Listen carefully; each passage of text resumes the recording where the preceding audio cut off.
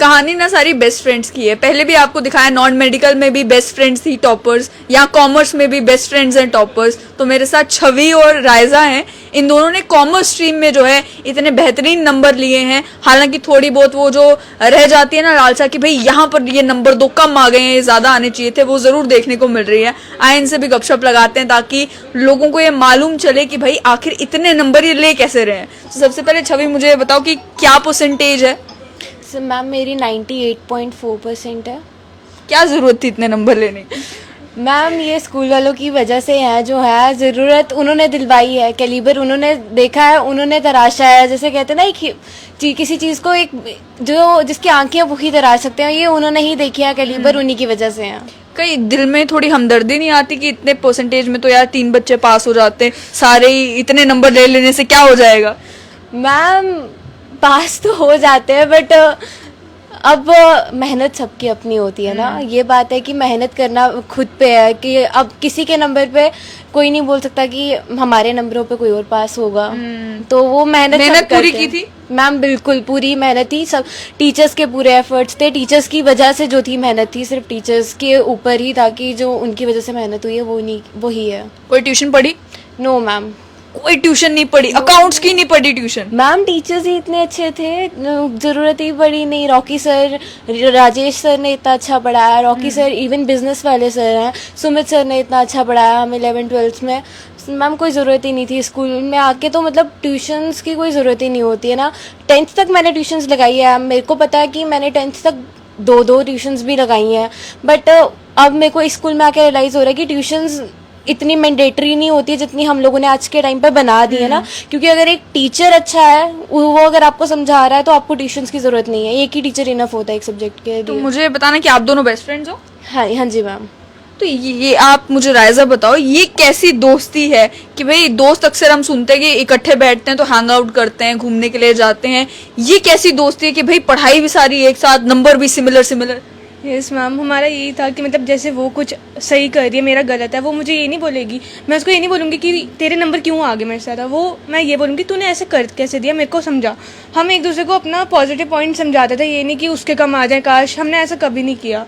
तो मैम बस ये एग्जाम जिस टाइम पे चल रहे थे तो रात रात को फोन कॉल चल रही थी, भाई ये क्वेश्चन नहीं समझ आ रहा है यार, समझा दे मुझे भी। यस मैम, हमारे बीच में भी यही चलता था। बस कॉल्स हमारी थोड़ी कम थी, टेक्स्ट तो बस चलते ही रहा। अच्छा, टेक्स्ट में चलता था बात कि भाई ये नोट्स भेज दे, ये वाला सवाल नहीं आ रहा है। Yes ma'am. तो मुझे बताना आपके कितने परसेंटेज आए हैं? मैम मेरी 95.8% है। 95.8% है। कहाँ चूक रह गई? वो होता ना एक दिल में कि भाई ये यहाँ पर क्यों कम आ गए? मैम इंग्लिश मेरी थोड़ी रह गई।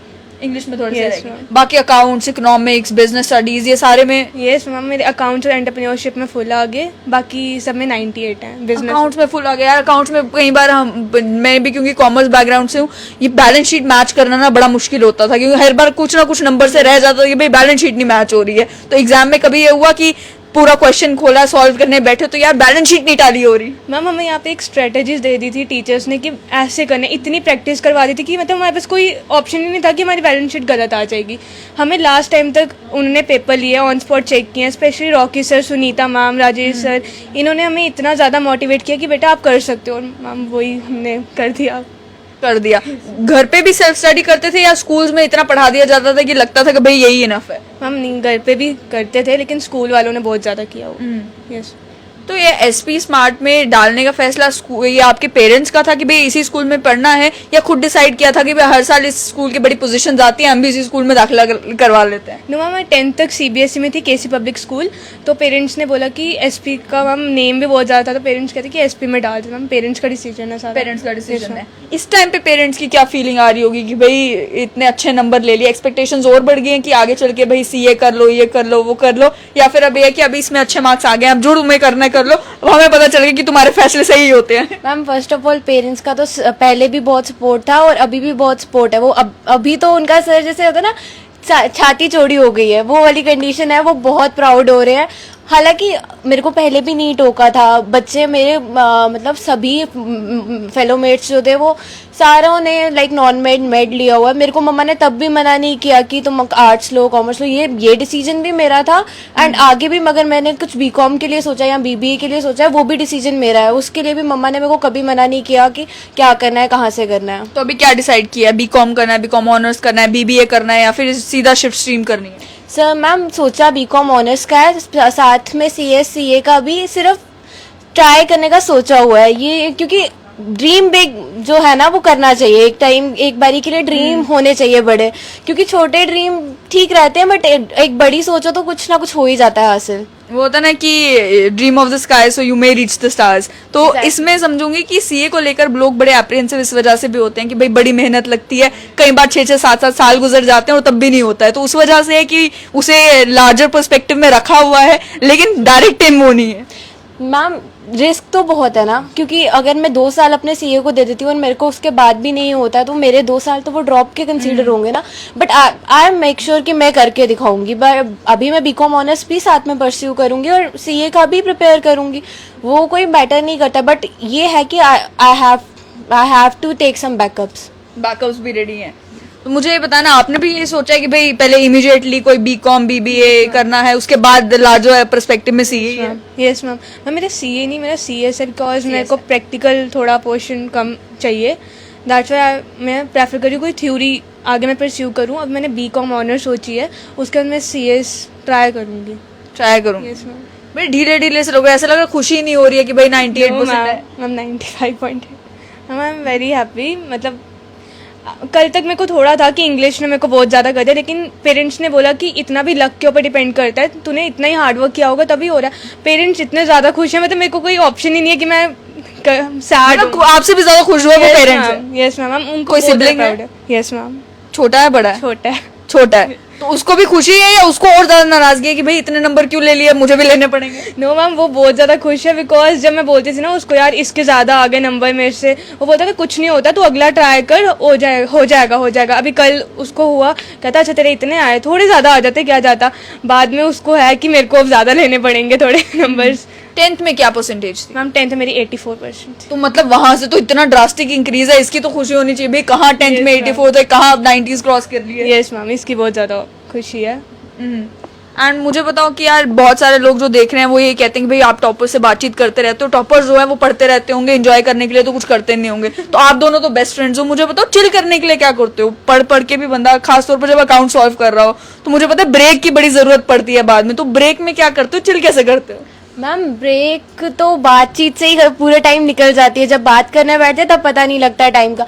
वो रही बात जो आप बोल रहे हो कि बच्चे बोलते हैं कि पढ़ते हैं बट मैम जितना हमारे हिसाब से, जितना स्कूल वालों ने हमें उस टाइम के लिए टारगेट दिया था, हमारे स्कूल की एक पॉलिसी है कि वैट मैट जैसे एग्जाम फुल एग्जाम्स देने हैं, तो वो चीज़ जो थी उनको बस उनको उस सिलेबस को कवर करना है, वो कवर हो गया तो वो इनफ है।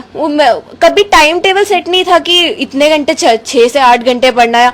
जब वो सिलेबस खत्म हो मीन्स हमारे लिए वो सफिशिएंट है, क्योंकि टीचर्स ने अगर वो चीज़ बनाई है तो वो एक बच्चे के लिए पूरी सफिशिएंट है। वो पढ़ाई ये नहीं होता कि पढ़ाई करनी बहुत बहुत करते हैं, ये एक हार्ड वर्क के साथ स्मार्ट वर्क होता है। स्मार्ट वर्क मतलब आपके लिए गोल सारे सेट करके रखे हुए थे ऑलरेडी, आपने बस अपने लेवल पर जो है उसे कंप्लीट करते चलना था। यस मैम, क्योंकि ऑल प्रिपेयर्ड टीचर्स ने हर हफ्ते टेस्ट लेने थे, हर हफ्ते हमारा कोई ना कोई असेसमेंट हो रहा है, कोई ना किसी चीज़ का एग्जाम्स हो रहे हैं, तो हमें भी ऑटोमेटिकली वो चीज़ में हम सिंक्रोनाइज हुए। हमें पता था कि अगर हमारा कल एग्जाम है हमें देना है और हमें देना ही देना है। अब काफ़ी बच्चे थे जैसे कुछ नहीं देते हैं, वो चीज़ वही ढीलापन है ना कि वो नहीं दिखाया, तो वो उसी वजह से आज यहाँ पे हैं। अब ये तो स्कूल का सिस्टम था, स्कूल के सिस्टम में तो चलो टीचर्स की गाइडेंस है, सब कुछ है। अब नेक्स्ट जाना है कॉलेज में, वहां पे होना है सेल्फ सफिशिएंट। तो लगता है कि भाई ये स्ट्रैटेजी वहां पर भी अपना पाओगे या वहां पर थोड़े ढीले पड़ जाओगे कि भाई अब जितना हार्डवर्क करना था वो 12th तक कर लिया, अब थोड़ा यहाँ पे कॉलेज में आगे रिलैक्स करते हैं? नहीं मैम, हार्डवर्क तो करना ही पड़ेगा, कहीं किसी भी चीज़ में आगे निकलना है तो हार्डवर्क इज मस्ट।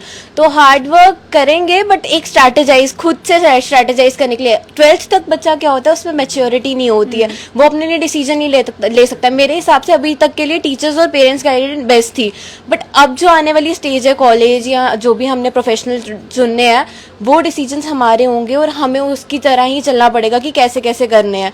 तो वो चीज़ टाइम के साथ साथ जैसे स्ट्रेटेजाइज होगी तो वो मेरे हिसाब से वो भी बेस्ट होगी, क्योंकि अपने लिए बच्चा हमेशा बेस्ट ही लेता है 12th के बाद।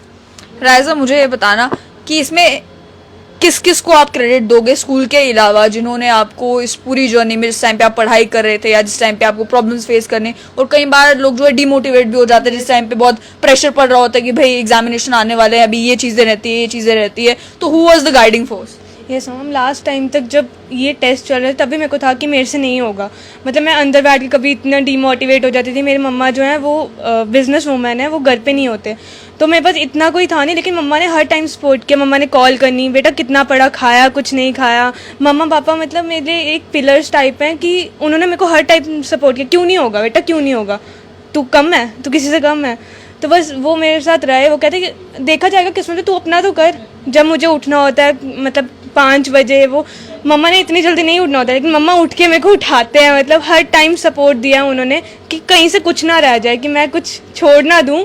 हर टाइम कितना पढ़ा, आज स्कूल में कितने नंबर आए, टेस्ट में कितना आया, बस ये मम्मा और पापा, और स्पेशली मेरा भाई, मैंने आपको बताया, वो तो मतलब हर टाइम कोई बात नहीं, जैसे हो जाएगा दीदी, तू क्यों इतनी टेंशन ले रही है, इतना नहीं देखा जाएगा, विश्वास रख, सब हो जाएगा। अब मुझे बताना, अब एग्जाम्स हो जाए, रिजल्ट निकल जाए, उसके बाद अब कितना टाइम लेना है बस इसी की खुशी मनाने में कि भाई बड़े अच्छे नंबर आए हैं, अभी मुझे 1 हफ्ता या 2 हफ्ता अभी तंग नहीं करो, अभी मैंने और कुछ नहीं पढ़ना है? नो मैम, अभी 15 डेज बाद CUET है मैम, उसके लिए थोड़ा बहुत तो करना पड़ेगा, क्योंकि अभी तक मैंने कुछ स्टार्टअप नहीं किया है। कुछ नहीं किया? नो मैम, तो थोड़ा बहुत करना पड़ेगा, क्योंकि अगर इसी की खुशी मनाते रहे तो मैम फिर तो 1 साल वेस्ट हो जाएगा ना। तो आप भी भाई तैयारी कर रहे हो, बस CUET है, 15 दिन बच गए हैं, करो अभी से प्रिपरेशन शुरू, या आपने कर दिया प्रिपरेशन शुरू? नो मैम, कुछ प्रिपेयर्ड नहीं है, बिकॉज एक तो वही एग्जाम्स वगैरह और CUET ये फर्स्ट टाइम हो रहा है, तो उस वजह से कुछ प्रिपेयर्ड नहीं था। तो अभी 15 डेज का जो है हमने प्रिंसिपल से भी गाइडेंस लिया, उन्होंने हमें एडवाइस किया है, जैसे जैसे उनको फॉलो करेंगे एंड होपफुली क्रैक भी होगा।